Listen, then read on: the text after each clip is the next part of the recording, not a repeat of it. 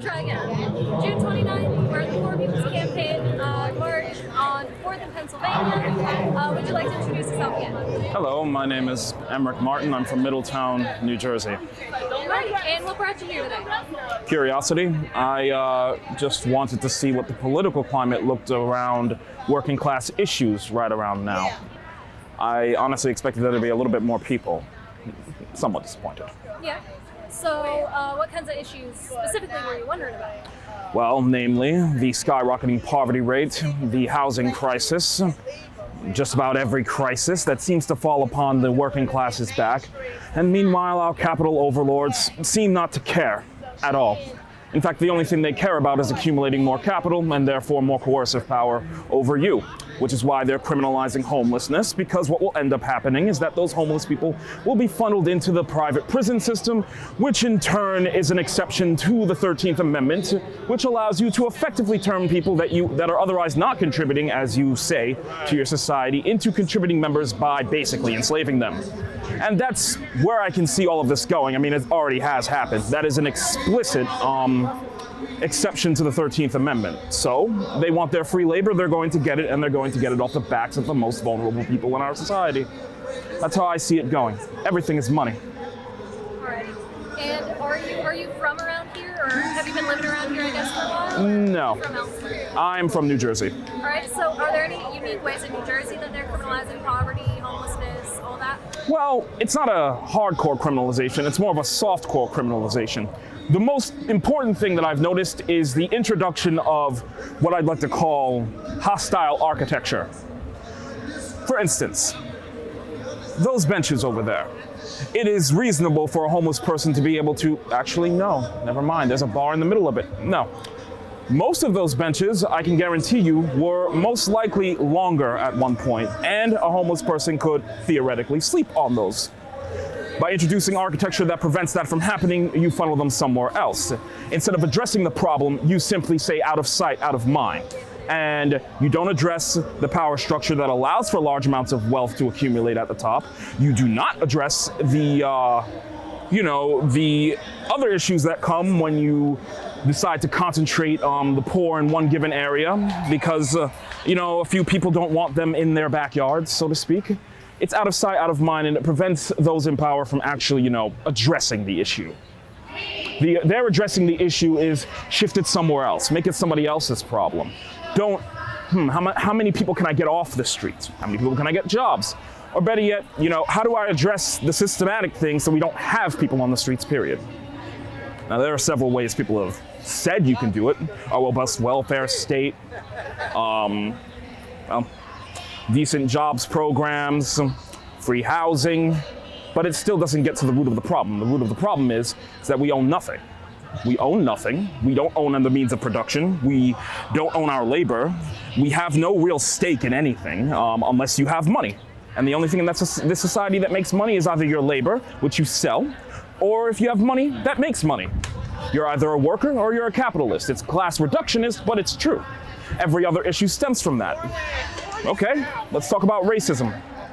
One of the main reasons Jim Crow became a thing is because, Southern whites were afraid that the newly emancipated black man would decide, hey, it's time to compete on an equal ground with our former oppressor, so to speak. And so you got Jim Crow and all of the racial baggage that came with it. Note how it all goes back to being economics. So that's why I'm here. I want to see, what the general mood is and whether or not people are actually getting the idea that it all comes back down to money and the flow of money, and that everything we do as a society is connected to that. And so, obviously, that's a massive problem. What do you see as the best ways to address all that since, welfare state, all of that are not quite big enough?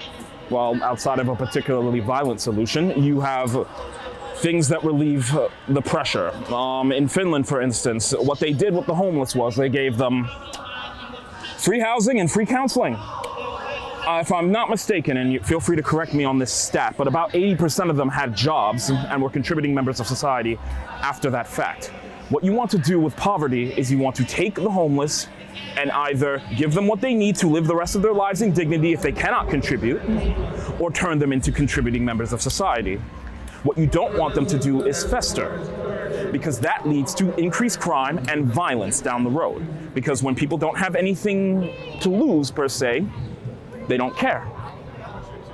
I've seen people, steal food right in front of a camera because they don't care. They don't care if they end up arrested. In fact, some of them are hoping to end up arrested because at least that means they get a bed for the night. So. Have you heard about any universal basic income and experiments like in Finland in the U.S. that you've been watching? If I'm not mistaken, there was a state that tried this, and I cannot remember the name of that state. Some cities too. Yeah, and some cities that did it. Denver? Denver, yes. Colorado, yes. Denver. Yes, good results apparently. Yeah. Pretty good results apparently. But you go to the standard American and say, hey, we need to give these people something, and they've been engineered to think that hard work within a system like this will guarantee rewards, when in actuality it doesn't. I mean, other countries don't, for instance, put massive paywalls on the upper echelon of their economy. In other countries, you get the grade, you're going to school. Money is not a factor. But for me, I graduated top 10% of my class, and I was only able to get 3/4 of my tuition taken off. And I still had no idea where the rest of that money was coming from. So, yeah.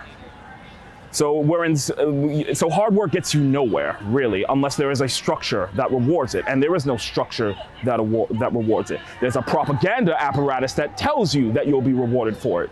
That's it. That's it. We were told, go to college, do this and that, and you'll succeed. No. You don't. 9 times out of 10. I got lucky with the current job that I have, but that was sheer luck. Before that, I was unemployed for 8 months straight and living with my aunt in Brooklyn. So, yeah. And have you been following the Supreme Court cases that got released yesterday? Yes. Do you have thoughts on the Grants Pass specific one about homelessness, criminalizing homelessness? Disgusting. Disgusting. Absolutely disgusting. We live in a society where it's perfectly fine to excuse violence against the lowest members of it. But the minute you suggest maybe inconveniencing or even threatening the upper echelon that rules us, it's a problem. You don't think that, having police dogs harass somebody who's just trying to get a night's sleep on a bench is violence? It is. It is. Because if you came into my house, woke me up out of my bed, and said, hey, you have to go somewhere else, I'd treat that as a violent altercation and respond in kind. But it's okay, because that person owns nothing. That person is nothing. It's perfectly acceptable to hurt that person. But suggest hurting the upper class. Oh, you're jealous. Oh, it's a problem. No. I think I've just gotten extremely cynical with the way our political system functions. Nothing ever gets done either without impacting somebody's wallet or without the implicit threat of violence. One of the two must happen. Sorry, that's just the way it is. And with that kind of cynicism, I know a lot of people, and myself personally, are feeling that similar cynicism with kind of the larger system.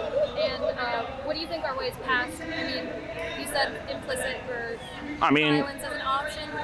Implicit. There is a way to it's always, everyone, especially with that lack of power that there is. Middle class have. There is, but again, there has to be a coherent set of policy rules that you want to implement. And when I say policy, I don't necessarily mean you get it done through the ballot box. I mean a specific set of goals for a society that you want to implement.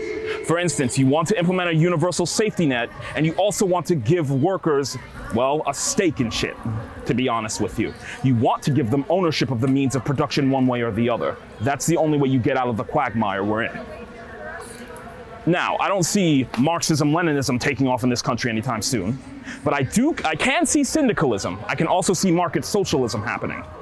I can see a bunch of co-ops competing against each other in a market.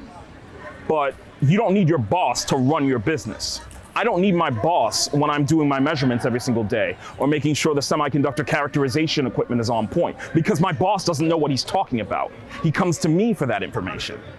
So why do I need him? Or rather, why do I need the owner of the company? My boss has his own job. He manages stuff. But you get what I'm saying. The hierarchy needs to justify itself. And if it cannot justify itself, it needs to go away. That's how I see it. Is there anything else you wanted to talk about, you want to mention? No, not at all. Alrighty. Thank you so much.